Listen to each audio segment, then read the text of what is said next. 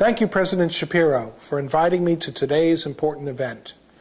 And I'm thankful, too, that because of the digital age, I can be there virtually, even when the weather will not allow me to fly there physically.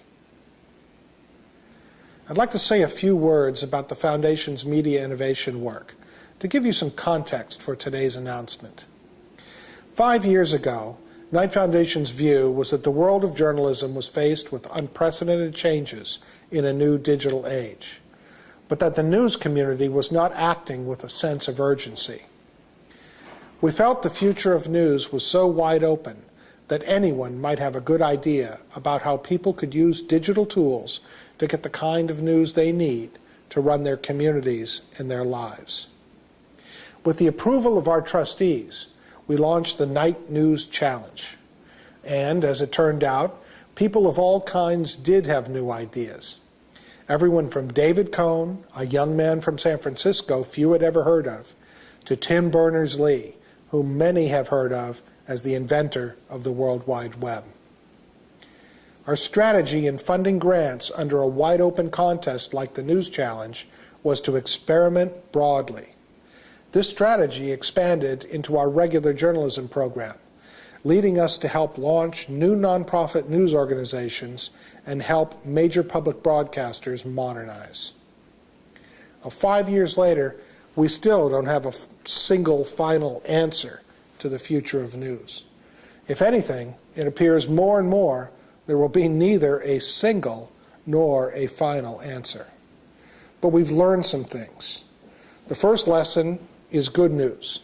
Hundreds of news organizations, including some of the nation's largest, are ready to use new digital tools to open up and otherwise improve flows of news and information.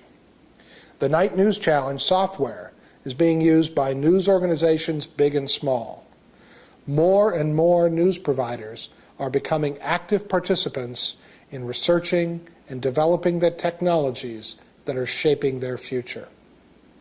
The second lesson is a caution. If anything, the pace of change is accelerating. Twitter didn't exist 5 years ago, and Facebook wasn't much. Now look at them. Newspaper companies hadn't had a public economic collapse 5 years ago. Congress didn't hold hearings on the future of news 5 years ago. Things are really speeding up. The third lesson offers some hope. We're finding we can accelerate adoption of these innovations in ways beyond experimentation, beyond showing that everyone can do this. We've helped start new groups, create new fellowship programs, transform training programs. There's a lot beyond experimentation we can do to help advance journalistic excellence in the digital age. We started referring to those things as field building. Field building in media innovation is possible today because there's an increasingly large, commonly shared sense of urgency. Here are some examples. The Knight Community Information Challenge is field building when it not only experiments, but also increases the dollars that community foundations invest in news and information. Knight Foundation's broadband and library grants are field building when they do more than local projects, when they also build up the relatively new areas of universal broadband access and universal digital literacy. The Foundation's Technology for Engagement work is field building when it not only experiments, but also creates new groups of experts focused on community engagement in the digital age. Today's grant, you'll see, does more than try a few new experiments. It aims to transform the media innovation profile of an entire region, the Chicago region. It's field building in an intense, focused way. Today, we're here to announce the creation of the Knight News Innovation Laboratory at Northwestern University with a 4-year grant of $4.2 million. This unique partnership between a journalism school and an engineering school will show us whether a major university can accelerate media innovation to benefit its surrounding community. The Knight News Innovation Lab will give media of all types in Chicago a chance to enter the world of media innovation in deeper ways than they have before. The idea is to tackle a big issue identified by the Knight Commission, that news and information flows in American communities are uneven, by helping an entire region upgrade its news technology. Now, what would a Knight Lab do?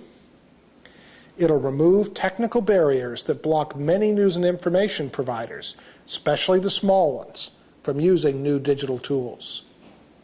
It will help build a media innovation community in the Chicago area, encouraging software developers to keep improving these new tools. And it will put journalists and technologists together in unique ways to create new tools and products right here at Northwestern. Now, why Northwestern? There are a lot of reasons, but the first and foremost is quality. Medill's a longtime Knight grantee, and without a doubt, a top journalism school. And the McCormick School of Engineering is likewise highly regarded. Together, they've already created an interdisciplinary program that makes the perfect host for the Knight Lab, the Medill McCormick Center for Innovation in Technology, Media, and Journalism. Now, we've tried this combination at Northwestern before with excellent results.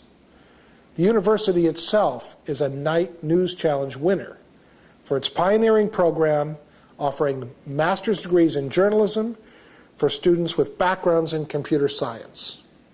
The combination of journalism and computer science proves to be a very appealing one for employers. You just take a look at the jobs that are being pulled in by these graduates. Northwestern also has shown it can work in both the open source and commercial software worlds. This is important because any commercial products created in the Knight Lab will return royalty income back to keep the lab going. We really think this is a terrific project.